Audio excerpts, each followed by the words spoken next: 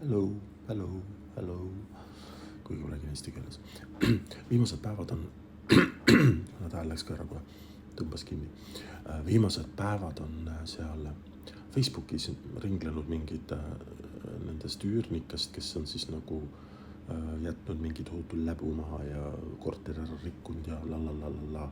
Siis ma olen alati nagu öelnud või mõelnud ja rääkinud sellest, et tegelikult vaata ei lubata nagu, et oi loomaga ei saa ja et loom teeb korteri selliseks või rikub midagi ära ja siis tegelikult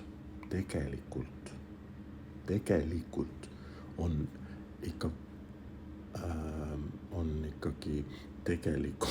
sorry, on inimeste seas palju rohkem loomi kui see väike või mis iganes armas neljajalgne koduloom.